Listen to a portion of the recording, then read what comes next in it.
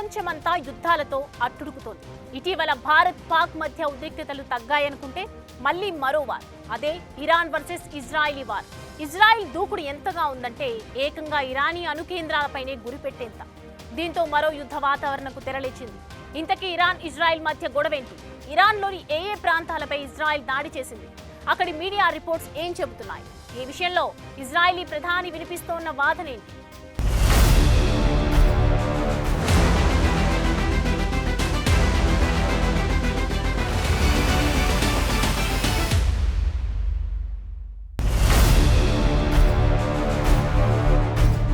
Iran రాజధాని Tehran స్థానిక సమయం ప్రకారం తెల్లవారుజాము 3:30 గంటలకు ఉన్నట్టుండి పేలుళ్లు సంభవించడంతో ఒక్కసారిగా నగరం ఉలిక్కిపడింది.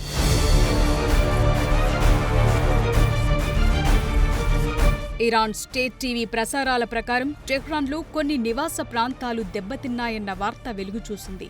రాజధాని ఈశాన్యంలో కూడా పేలుళ్ల చప్పుళ్లు వినిపించాయని రిపోర్ట్ చేసింది టీవీ ఛానల్.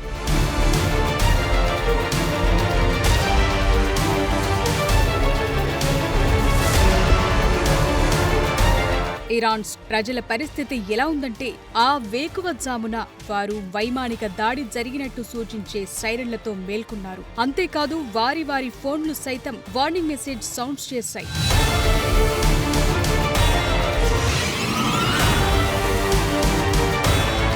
ఇంతలో ఇజ్రాయెల్ సైన్యం నుంచి వచ్చిన అప్డేట్ ఏంటంటే ఇరాన్లోని వివిధ ప్రాంతాల్లోని అణు లక్ష్యాలతో సహా డజన్ల కొద్దీ సైనిక లక్ష్యాలను ధ్వంసం చేసినట్టు తెలిసింది.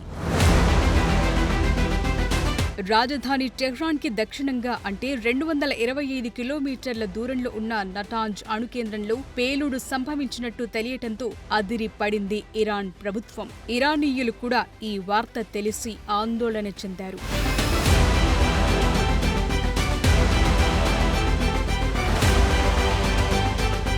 ఇంతకీ ఈ దాడులు నిజమేనా అన్న కన్ఫర్మేషన్ తీసుకుంటే ఎందుకు అంతర్జాతీయ అణుశక్తి సంస్థ సైతం ఈ విషయం జరిగినట్టుగా ధృవీకరించింది. అయితే దాడి జరిగిన సైట్లో రేడియేషన్ స్థాయిలో ఎలాంటి పెరుగుదల లేదని ఇరాన్ అఫీషియల్స్ చెప్పినట్టు IAEA ప్రకటించడం కాస్త ఊరటనిచ్చే అంశం.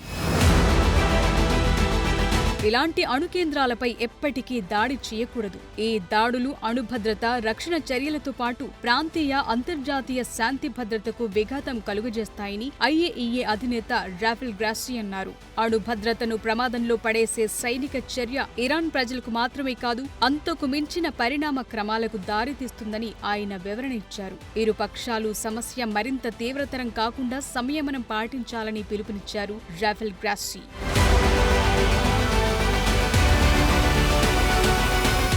ఇక ఇజ్రాయెల్ రియాక్షన్ ఎలా ఉందో చూస్తే ఆపరేషన్ రైజింగ్ లయన్ ప్రారంభించినట్టు చెప్పారు ఇజ్రాయెల్ ప్రధాని బెంజమిన్ నెతన్యాహు.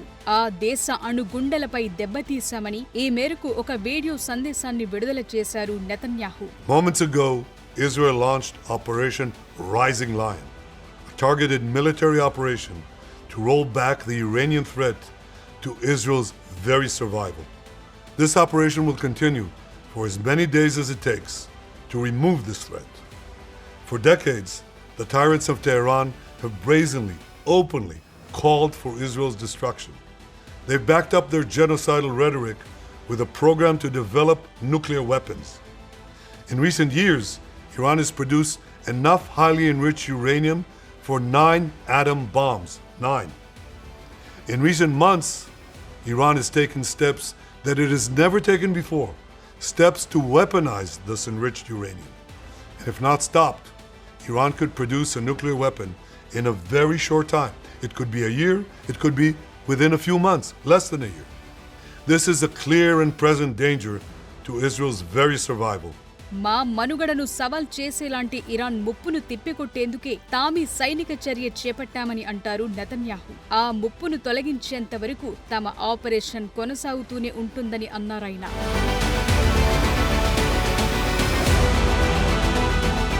ఇజ్రాయెల్ ని నాశనం చేస్తామని కొన్ని దశకాలుగా ఇరాన్ బహిరంగ వ్యాఖ్యలు చేస్తూనే ఉంది. అణ్వాయుధ అభివృద్ధి చేసేందుకు కూడా తీవ్ర యత్నాలు సాగిస్తోంది. ఇటీవల ఇరాన్ అధిక మొత్తంలో శుద్ధి చేసిన యురేనియం ఉత్పత్తి చేసింది. దీంతో 9 అణుబాంబులు తయారు చేయొచ్చని అంటారు నెతన్యాహు.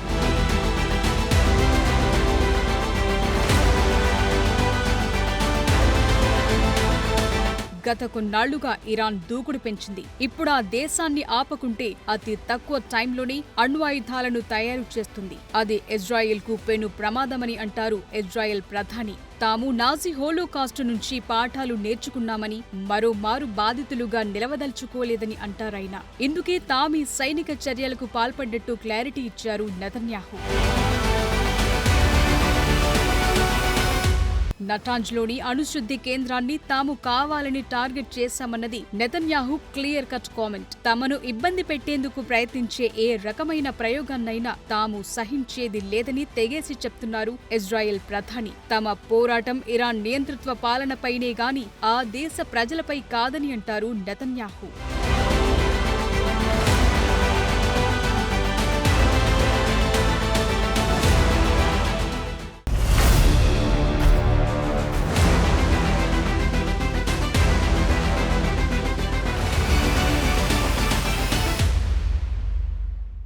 తమ అణుప్రయోగం కేవలం పౌర ప్రయోజనాల కోసమని అంటోంది ఇరాన్. అయితే ఈ మాట ఇజ్రాయెల్ మాత్రమే కాదు, అణు నిఘా సంస్థ కూడా నమ్మటం లేదు. మరి ఇరాన్ అసలు ఉద్దేశమేంటి?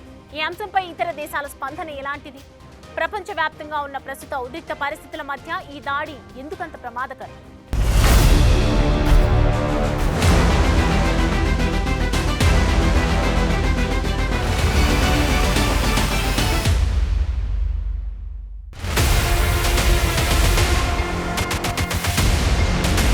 ప్రస్తుతం ప్రపంచ వాతావరణం ఏమంత సరిగా లేదు. ఇటు చూస్తే రష్యా ఉక్రెయిన్ మధ్య 3 ఏళ్లకు పైగా యుద్ధం జరుగుతూనే ఉంది. ఈ మధ్య ఈ రెండు దేశాలు ఒకరిపై మరొకరు భీకర దాడులు చేసుకున్న పరిస్థితులు. సరిగ్గా శాంతి చర్చలకు ముందు ఉక్రెయిన్ రష్యన్ వైమానిక దళాలపై దాడి చేయటం తెలిసిందే. దీనికి రష్యా ప్రతీకార దాడులు చేసింది విదితమే.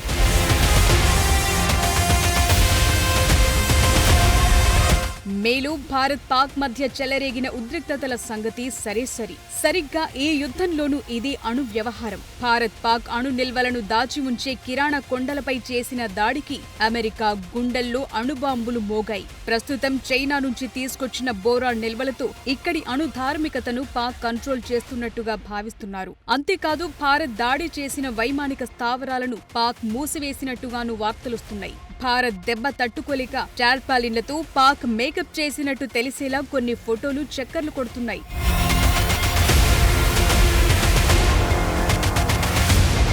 ఇక సిరియా యెమెన్లపై అమెరికా తరచూ చేసే దాడులది మరో యుద్ధగాథ. ఇక హమాస్తో ఇజ్రాయెల్ ఘర్షణ ప్రపంచమంతా తెలుసు. అమెరికా, బ్రిటన్ తదితర దేశాలు ఉగ్రవాద సంస్థగా గుర్తించిన హమాస్, ఇజ్రాయెల్ మధ్య కొంతకాలంగా దాడుల పరంపర కొనసాగుతోంది. హమాస్ కి ఇజ్రాయెల్ కి గొడవెంటని చూస్తే హమాస్ 1987లో ముస్లిం బ్రదర్హుడ్ లో ఒక శాఖగా ప్రారంభమైంది. ఇస్లామిక్ రెసిస్టెన్స్ మూవ్మెంట్ ఇది ఈ సంస్థ ప్రధానోద్దేశం. పాలస్తీనా భూమిపై ఇజ్రాయెల్ ఉనికినిది వ్యతిరేకిస్తుంది. ఆక్రమిత వెస్ట్ బ్యాంక్, తూర్పు జెరూసలేం, గాజా అంతటా ఇస్లాం రాజ్యముండాలని కోరుతుంది హమాస్. 2007 నుంచి గాజా స్ట్రిప్లో హమాస్ పాలన నడుస్తోంది. 2025 జనవరిలో వీరి మధ్య యుద్ధాన్ని ఆపటానికి ఇజ్రాయెల్ పాలస్తీనా ఖైదీలను విడుదల చేయటానికి ఒక ఒప్పందం జరిగింది కూడా.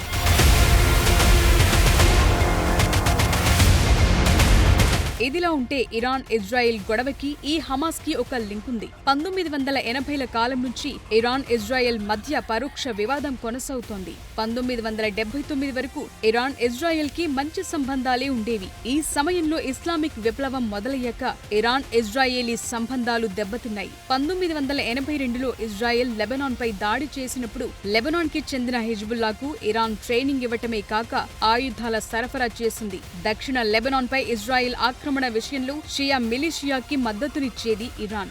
ఇరానియన్ ఇస్లామిస్టులు పాలస్తీనాకు మద్దతిచ్చేవారు. 1979 తరువాత పాలస్తీనా లిబరేషన్ ఆర్గనైజేషన్, ఆ తరువాత పాకిస్తాన్ ఇస్లామిక్ జిహాద్, హమాస్ తో సంబంధాలు ఏర్పరచుకుంది ఇరాన్. 2006లో ఇరానీ మద్దతు గల హిజ్బుల్లాతో ఇజ్రాయెల్ యుద్ధం చేసింది.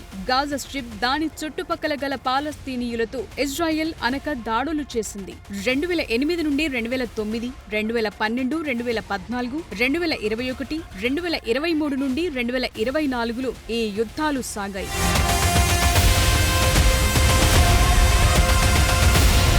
ఇక్కడ గుర్తించాల్సిన విషయం ఏంటంటే Israel, America, Germany, Britain, Italy సైన్యాల నుంచి మద్దతు పొందేది. ఇజ్రాయెల్ సిరియాలో ఇరానియన్ మిత్ర దేశాలపై కూడా వైమానిక దాడులు చేసింది. అంతేనా, ఇరానియన్ అణు శాస్త్రవేత్తలను హత్య చేసినట్టుగాను ఆరోపణలున్నాయి. 2018లో ఇజ్రాయెల్ దళాలు సిరియాలో ఇరాన్ దళాలపై నేరుగానే యుద్ధం చేసిన పరిస్థితులున్నాయి.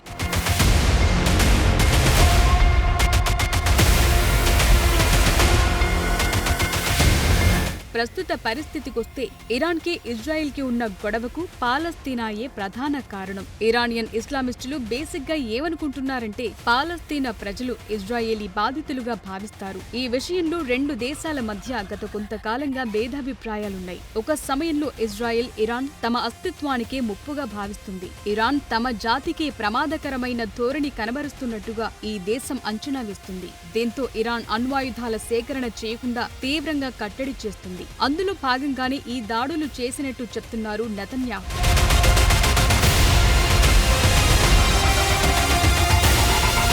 అయితే తమ అణు కార్యక్రమం కేవలం పౌర ప్రయోజనాల కోసమంటుంది ఇరాన్. అయితే ఈ విషయం యుఎస్ తదితర దేశాలతో పాటు అణు నిఘా సంస్థ IAEA సైతం నమ్మటం లేదు. వారం క్రితం nuclear watchdog board of governance 20 ఏళ్లలో మొదటిసారిగా ఇరాన్ దాని అణ్వస్త్ర వ్యాప్తి నిరోధక బాధ్యతలు ఉల్లంఘించినట్టు ప్రకటించింది. ఇరాన్ తన యురేనియం నిల్వలపై సరైన వివరాలను అందించలేకపోయిందని వివరించింది.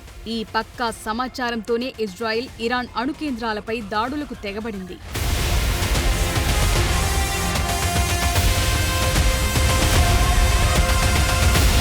అయితే ఇజ్రాయెల్ దాడుల నుంచి తమ దేశ సార్వభౌమాధికారాన్ని కాపాడుకుంటామని ప్రకటించింది ఇరాన్. శుక్రవారం ఉదయం ఇరాన్, ఇజ్రాయెల్ వైపు 100 డ్రోన్లను ప్రయోగించినట్టు చెప్తున్నాయి ఇజ్రాయెల్ రక్షణ దళాలు. వాటన్నిటినీ తాము అడ్డగించినట్టుగా చెప్తోంది ఇజ్రాయెల్ డిఫెన్స్ ఫోర్స్. అయితే ఇజ్రాయెల్ దూకుడు వెనుక అమెరికా సైతం బాధ్యత వహించాల్సి ఉందని అంటోంది ఇరాన్ విదేశాంగ శాఖ. అయితే అమెరికా విదేశాంగ కార్యదర్శి మార్కో రూబియో మాట్లాడుతూ ఈ దాడులకు తమకు సంబంధం లేదని ప్రకటించారు. తాము ఇజ్రాయెల్ కి ఎలాంటి సాయం అందించలేదని అన్నారాయన. అయితే ఈ ప్రాంతంలో తమ సేవలను కాపాడుకోవటం తమ బాధ్యతగా భావిస్తామంటోంది అమెరికా.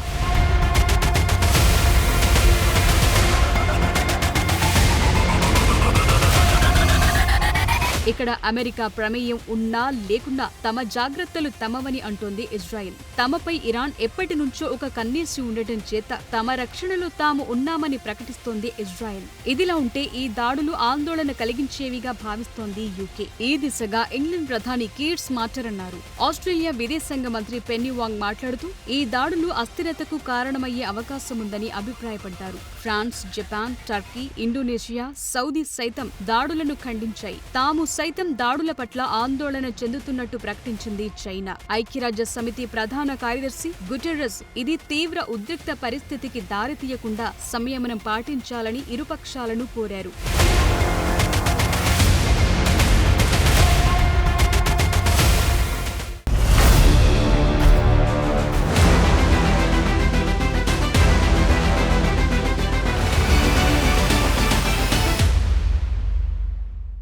ఇరాన్ అంతటా ఇజ్రాయెల్ చేసిన దాడుల్లో ఇరాన్ సాయుధ దళాల అధిపతి, IRGC కమాండర్, ఎమర్జెన్సీ కమాండర్ హతమైనట్లు ప్రకటించింది ఇజ్రాయెల్ డిఫెన్స్ ఫోర్స్. ఇరాన్ అణు శాస్త్రవేత్తలు 6గురితో పాటు 100కి పైగా ప్రాణాలు పోయాయని, మృతుల్లో పిల్లలతో సహా పౌరులు కూడా ఉన్నట్లు ప్రకటించింది ఇరాన్ స్టేట్ టీవీ. ఇటీవల ఇది ప్రస్తుత మరో యుద్ధం తాలూకు పర్యావసనం. ఇప్పటికే కొన్నేళ్లుగా సాగుతున్న ఈ ఘర్షణాత్మక వాతావరణం ఈ దాడులతో ఏ మలుపు తీసుకుంటుందో తేలాల్సి ఉంది. For more videos like this, subscribe Big TV channel.